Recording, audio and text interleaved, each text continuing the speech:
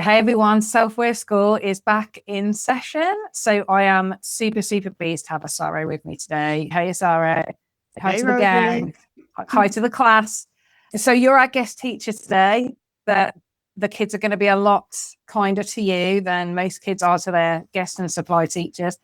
Now, I know you've got a lot going on right now. We were just chatting before we pressed record, and when we caught up the other week, everything from your TEDx talk to stepping into politics. So can you give us a little kind of summary of who you are, what you're doing, and how you got to where you are today?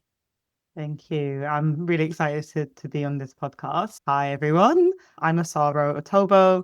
I have always been quite an ambitious person, but I'd say when I was young, I wasn't loud about it. I wasn't really someone that would speak up on behalf of myself and advocate for myself, but that's like much different now. So at the moment, I work in consulting mostly. So I consult in the higher education sector, charity sector, as well as having corporate clients. I even spoke at Adidas last year, which was really cool. Amazing. I'm a keynote speaker and I run my own business. I call it a social impact organization and it's called Make Diversity Count. It's all about equality, diversity, and inclusion, helping people and organizations. I also like creating content. I do that for fun, but I've had some really cool opportunities through that as well. And at the moment, I'm stepping into the world of politics. I'm currently a candidate for local council in Waltham Forest, in High Street ward. I went to primary school in that ward. It's a pretty big deal for me. It's very special. And I'd say the common thread that kind of pulls everything together is that if I care about something, if I feel something matters, I will go for it, even if it might stretch me or I might feel some fear or nervousness. I think it's just something that I try to do. Why not? It's in you now. Yeah, absolutely. And like you say, you've got your TEDx talk as well coming up, haven't you, in a couple of weeks, which I'm coming to Yep. see in Tamworth. So I'm really excited about that. But yeah, so much that you are doing. Not only do you have a job, but you also got a couple of like side hustles and extra things and like counselor. So yeah, understandable that sometimes it feels like there's a lot going on. But a lot of the women that I work with have a sense that they're capable of more, or they know that they're capable of more, of doing more things.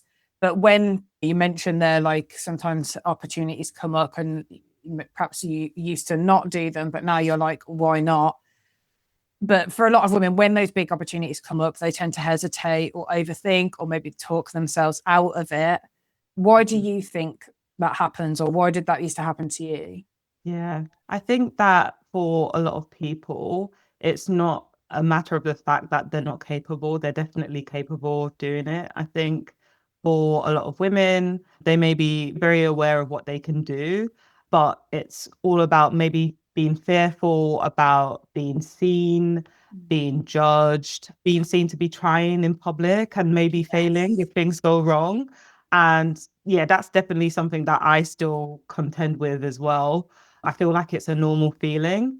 And I think it's easier to try and do these things privately so you can avoid the opinions of others. But for a lot of opportunities, you do have to put yourself in rooms where people will see you trying. And then another thing with like my EDI consultant hat on, and if I say acronyms, please tell me to explain them. So when Well, I say I think most people know that, but it's equality or equity, diversion, yeah, and diversity, sorry, and diversity. inclusion. Yeah, so with that hat on, I think women are also very aware that sexism exists. Mm. And sometimes it may stop people from even trying. They may feel people may discriminate against them. And I think it's a problem that we shouldn't pretend that doesn't exist otherwise. But I think sometimes when we hold ourselves back, our male counterparts are like really confident and they put themselves into these Mm. spaces and we're already counting ourselves out before we have a chance to try and go for those opportunities. Yeah, I think the thing you were saying about being visible, like putting yourself out there and putting yourself out there for judgment, like you say, and the fact that you're trying and you might fail and it means you might fail publicly. Like, I cannot tell you the amount of times that conversation has come up in recent client discussions or like workshops that I've done, it's such a big one, that fear of judgment and fear of publicly failing specifically. Obviously, there's something that you could take on that you could do yourself and try. But when you're doing things that say that maybe other people see, like you're trying to run a business or run for a counselor or do a speech or achieve some kind of goal, obviously there is that worry about what are people going to think if I don't make it or it doesn't happen the way that I want to. Yeah, 100%. So, what do you think that people misunderstand about fear when it comes to opportunities? I think that sometimes when people experience fear, they take that as a sign that they should maybe stop or they hesitate to go for that opportunity. But I think it's a very real feeling. And I think we shouldn't pretend that people aren't fearful or nervous Yeah. about going for things. But I think when we do feel that fear or nervousness, a lot of the time it means that opportunity means a lot to Yeah. you. And for me, I think the goal isn't about removing fear completely itself. I think the goal is not to let fear stop you from going for what you want, making those decisions. And that's why actually inadvertently I have been living my life with this philosophy, and I'm sure we'll get into it in this discussion, but it's this framework that I call FLIP, and it stands for fear, less, invite, possibility. And yeah, that I feel like that's what I've tried to live my life by. Yeah, no, that's awesome. And yes, we are definitely going to talk about that next. So it's a nice segue. But just before we get into that, I think just picking up on what you said about fear, I think, yes, like you say, it's a totally natural feeling and we do all feel it. And trying to eliminate it completely before you do anything, you'd be waiting like a real long time because it's part of our hardwiring as human beings. It's our brain and our nervous system trying to keep us safe from anything that we deem a risk or that we're uncertain about how it's going to be received. So it's not so much trying to get rid of that fear. And I always say sometimes as well, it's not necessarily about like completely pushing through it. Although, yeah, the kind of fear that feel the fear and do it anyway definitely has its place. But I think as well, if you can just almost negotiate or support yourself to the degree that the fear like reduces enough to actually do it. And like I say, that might be through using frameworks and stuff like that. And then that can be super helpful as well. It's not like you need to be an absolutely fearless person. You just need to find a way to support yourself to go for those opportunities, even despite that fear. Completely agree. And for every person, there's going to be one way that helps them the most to cope with it, whether it's, I don't know, listening to your favorite song to pump you up, whether it's a framework, there's something out there for someone to help them combat fear and move past that. Yeah. Yeah, for sure. So yeah, tell me a bit more about Flip, like how you came up for it. Is it something you created? Is it something you came across? Walk us through what it actually means and how it helps you, like how you might use it in the moment to go for things that feel like big and scary. Yeah. So I love a good acronym, and I feel like it's a really good way to articulate our thoughts and help people remember things. It might be a big idea, but having something to tie that big idea to can help people remember it. So I was just thinking about how I wanted to live my life and how I have been living my life. And I was trying to think about phrases and things to articulate what I'm trying to get across. And that's how I came up with Flip. So I hope no one else has used that yet. But it's an original Trademark it idea. quick. Yeah.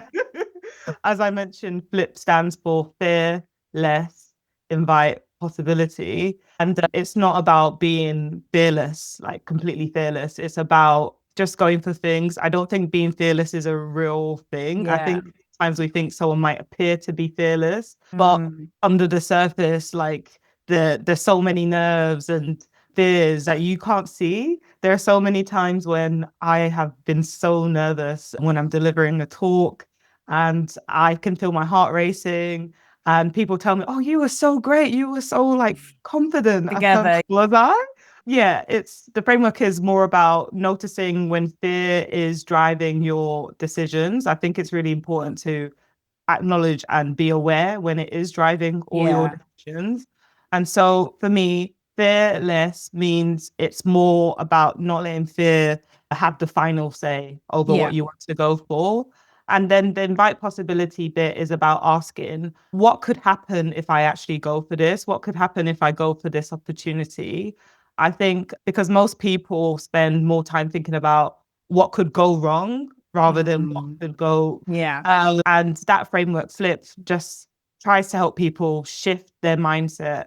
It's not a magic trick. It's a question to just keep on asking yourself until yes starts to feel normal when you want to go for the things you want to go for and not letting fear be the thing to let you say I no. say no. Yeah, because I think so many of us can associate with that. Even just saying that, thinking back to the times that I've not gone through because the thought or the fear of failing was scarier than like the thing of going for anything from going for supervisor positions when I was in my 20s to not going to theatre school or there's so many things that I can think about. Oh, if I just rather than letting fear make the decision, which I definitely did, having that moment to think, do I want the fear or regret? Because I think that's often what it comes down to, isn't it? Is it, are you going to go with a fear or are you going to go with regret? And I always say, in fact, I feel like I wrote a post yesterday or something where I said, I might have been one of the videos, I was videoing some content yesterday. And I was like, fear or fear of failure, like failure is something you can get over, you can adjust, you can learn from, you can move on. But regret of those like missed opportunities or time that's gone or being like further behind than where you would maybe want to be, that's something you can't change like that. And that's what hits the most. People will often say when entrepreneurs or any person looks back on their life, most people talk about like the regrets rather than the things that they like did or failed at. Oh, I regret that failure. It'd be more like I regret stuff that I didn't do, things I didn't say, opportunities I didn't take. I agree. Life Yeah. is so short, so why not go for what you want? That's what Yeah. I always think. Yeah, no, I love that.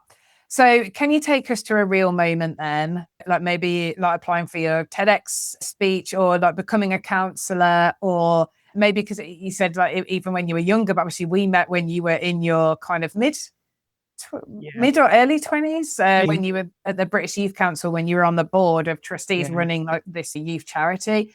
So, can you take us through a time when you've had to use this in practice and tell us like what was going through your head, how you pushed through any fear you felt about one of those specific opportunities? I'd probably talk about my TEDx coming up. The TEDx that I applied for, it wasn't the first TEDx that came across to me. There were lots of different TEDx's that I was encouraged to apply for, and I didn't apply for it. I think for different reasons. Maybe fear was the thing underlying it, but I came up with excuses. Oh, don't have time to fill out this application form. What's the point of doing this? Blah, blah, blah. Yeah. And yeah, so for this TEDx that I applied for, this is actually my like the first application that I filled out and I got through. So can you imagine if I had that thought again? Oh, I'm not gonna, there's no point, Yeah, there's things no like point. I'm that. going to have to apply 10 times to just get through. I can't be bothered to make the effort. And then, yeah, how awesome that the Yeah. first one you do, Yeah, you're got in. through. And I guess my thought process. So I went through the application stage and exactly what you were just saying about if you fail, you can use it as a learning opportunity. Yeah. That's what my mindset was. I thought, why not go for this?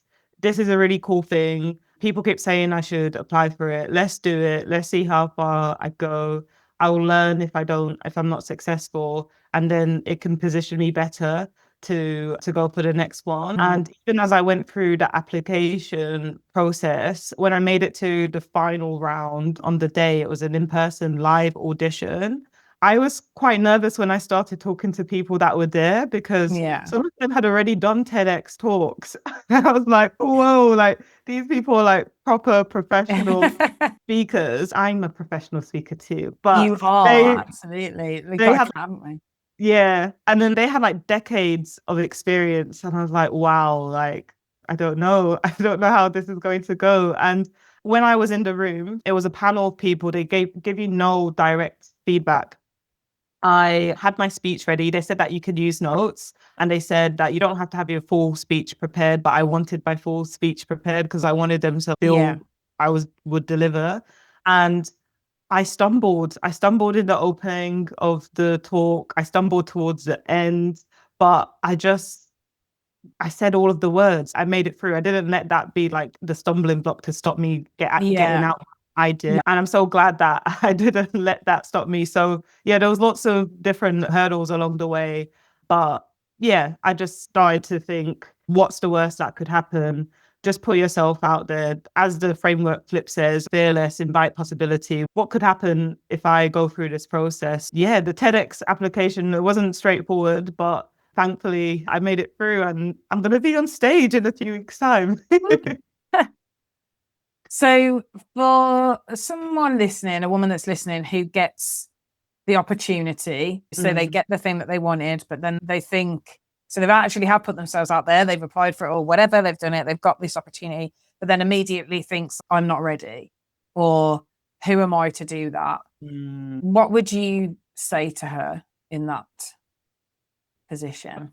Yeah. So how I always think, if not me, then who? So with so many opportunities, there's someone that has already done the thing, and they're not superhuman. They're just a normal human being. So I always think, if someone can do that, like, that's fantastic. That's proof that I can do it too. Yes. So that's how I try and shift my mindset. It's not about it being a competition. It's just, that's a proof of concept. Someone has done this. I can do it too. So yeah, I just always try and say to the person, if they feel like, oh, maybe they're not quite ready, I would say, if you wait for it, someone else will try and go for it. And as we said before, we don't want to have regrets about not going for what we want. And we are all unique. We have unique skill sets. Sometimes we find it hard to realize it ourselves. And maybe what you could do is talk to the people that are closest around you and let them know what you're thinking. It does help sometimes to talk to people, and they can like big you up. And I think having a support network is so helpful, or having a coach, anyone that you feel comfortable talking about your fears with. And Yeah. often that really helps you. Like with the TEDx, I wouldn't have applied for it if someone in my network didn't say, I think you could go for this. Yeah. Yeah. Yeah. Or having those cheerleaders and people who support you is so key. Or if you know that you're, like, say, you're capable of more, but you're struggling to put through those opportunities, like you say, getting someone who can help you understand that, like a coach or otherwise, can be really helpful in getting you to reach the potential that you're capable of. And there was something else you were saying there as well that I agree with everything that you're saying, but in particular, I was thinking about that thing you were saying, we're using proof of evidence when people have done those things. That's something that I often say as well. Sometimes I say it from the lens of, rather than being jealous of things that people do, someone's doing something, or some kind of opportunity is achieving something that you want to do, you can use that as a compass for the things that you are wanting for yourself. And again, rather than say, oh, that's that opportunity gone to somebody else, use it, like you say, as evidence that, if what's possible for someone is possible for me.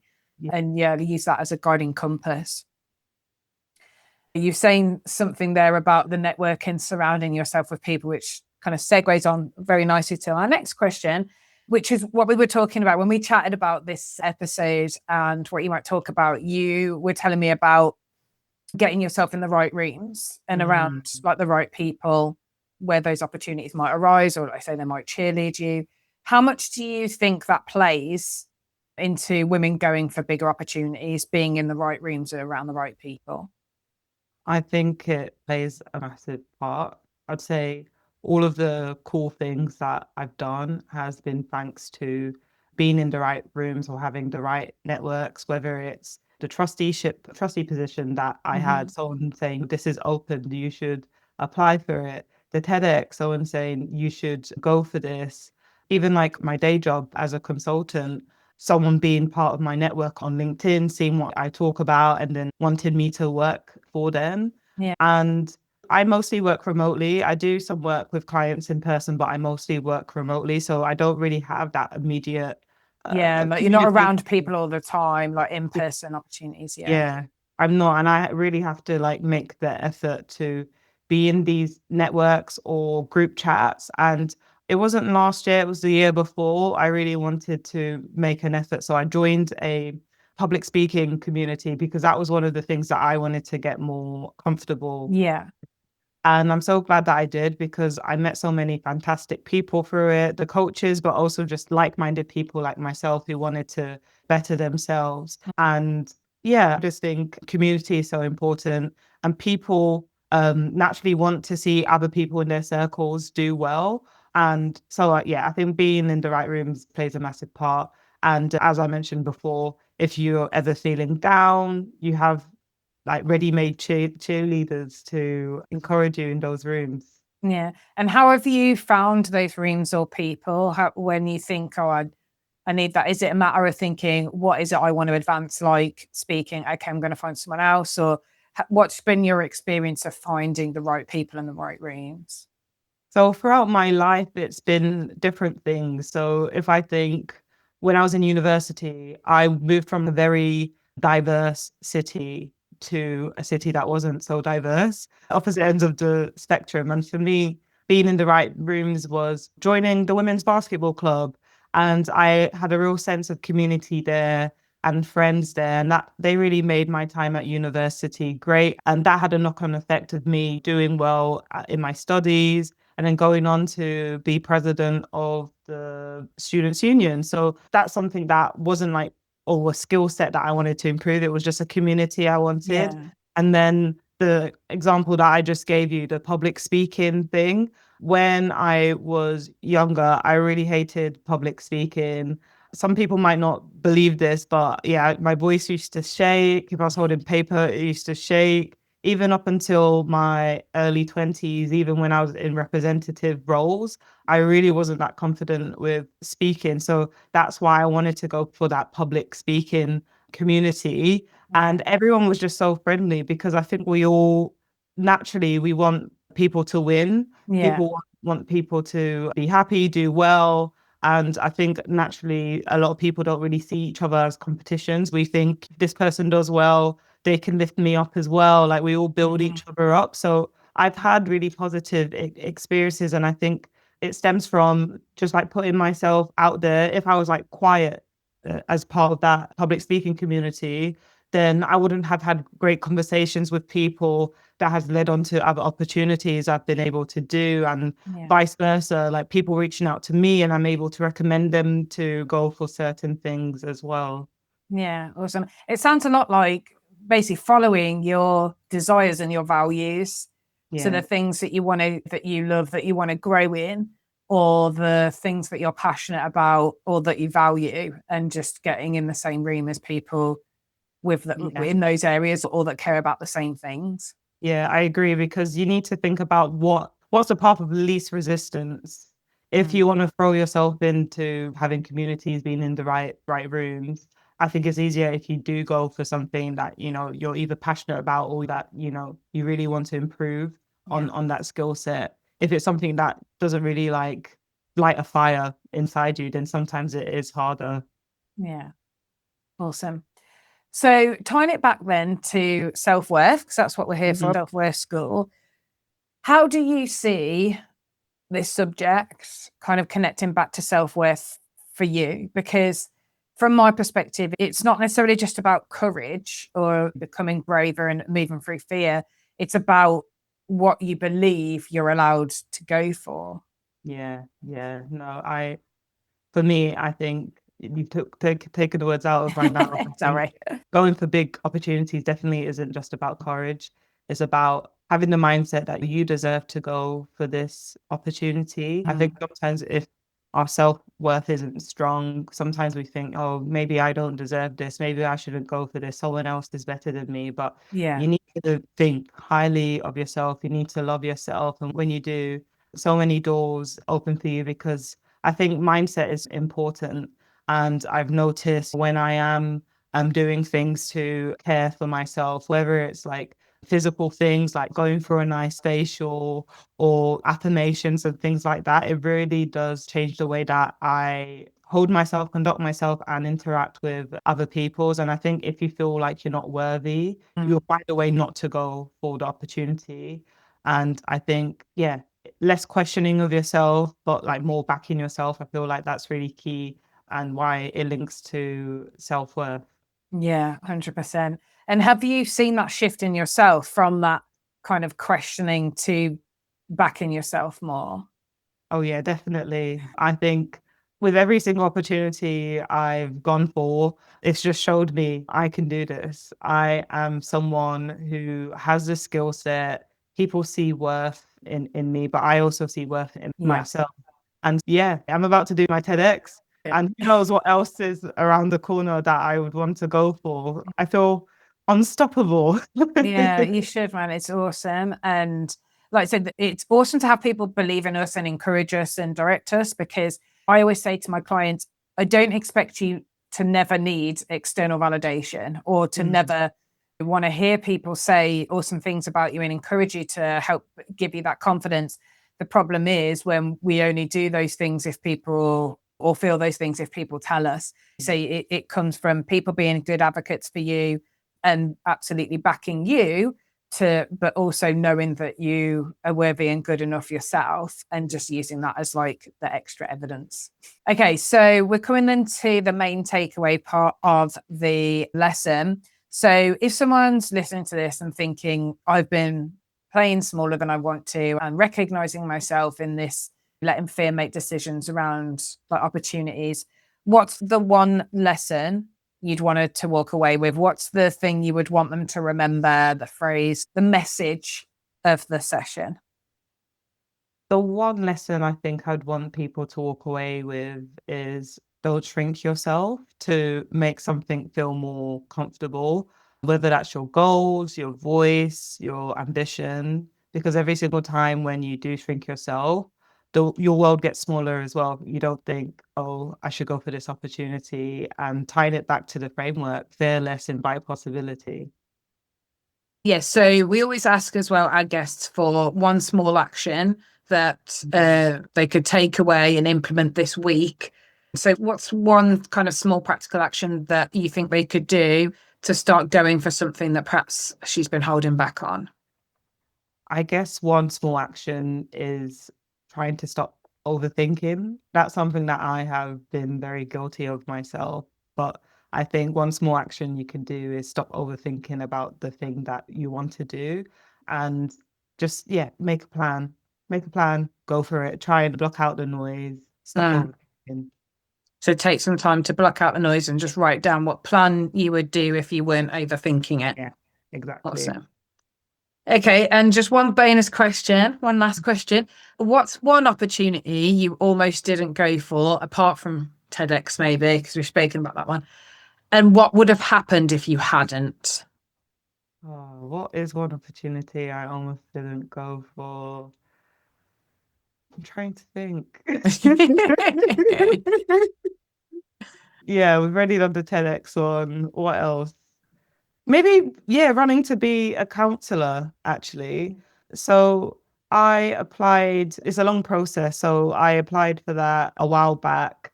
And there was an opportunity to get involved in the process some years before that as well. And at that time, I made the excuse of not going through it because I didn't have the time.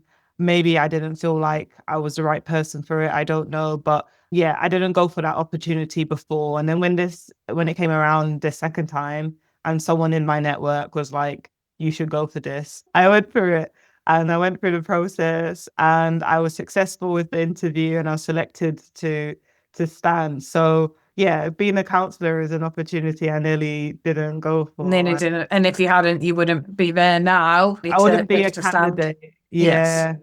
Fingers crossed I become a counselor. Fingers crossed. So on that, just one further thing on that. When you say like you're not sure if you were the right person, what made you think you might not be? I think with that particular role, sometimes there's an idea of who should be a representative, who should be a politician, things like that. And I think maybe self-consciously, I was thinking about that. there aren't a lot of young people on the Wolf and Forest Council. A lot of people are either middle-aged or tired. There weren't a lot of people that looked like me. So maybe that's something that played a part. Yeah, in the back of your head. Yeah. And then also I have lots of other passions as well. And sometimes I see people make politics or that role like their whole life. And I know that there are so many things that I want to do as well. And I don't think standing stops me from doing all of those things. Yeah. I actually think it makes me a well-rounded, real person to be a good counsellor if I am elected. Yeah. So it's those kind of fears and things that people might block, but you did it anyway. Yeah. Awesome. Thank you so much for being part of this episode. I've absolutely loved having this chat, and I think people are going to resonate so much with that, and I really hope that this conversation has helped them. So we'll pop some details in the show notes in case you want to follow or say hello to Osaro, follow her journey. But yeah, just a massive thank you for being a guest. Thank you for having me. I've loved it, honestly. Thank you. Awesome. Thank you. So there we have it. Another episode done. What I love about that conversation is that it really shows you don't need to suddenly feel ready and then go for the opportunity. You go for the opportunity, and that's what builds the confidence. So say yes, work it out afterwards. So if you've been waiting to feel more certain, more prepared, more ready, then this is your reminder that moment might not come. And the women who are further ahead or are doing these things, they're not necessarily like more capable, more confident, more the right kind of person. They've just decided to back themselves sooner. So here's what I'd love you to take from this. Do Osaro's takeaway, but also just think about like, where are you currently holding back when you already know what you want to do, when you already know the opportunity that you want to follow? And what would it look like to move towards that? Even if, you know, it feels uncomfortable and you're still a little bit scared and you're still not sure exactly how it's going to work out. If this episode resonated, please do share it with someone who needs that nudge as well to go for something bigger. And if you're listening and thinking, yeah, this is exactly where I'm stuck, then this is the work that I do. Whether it's through one-to-one coaching or whether you want to join my membership and be alongside a group of women also doing that, I help women to trust themselves enough to stop holding back and actually just go for the opportunities, the life, the business that they want. You can find all the details in the show notes, and of course, go and connect with Osaro. Her details are there too. So that's it for today, and I will see you in the next lesson. Have a great day.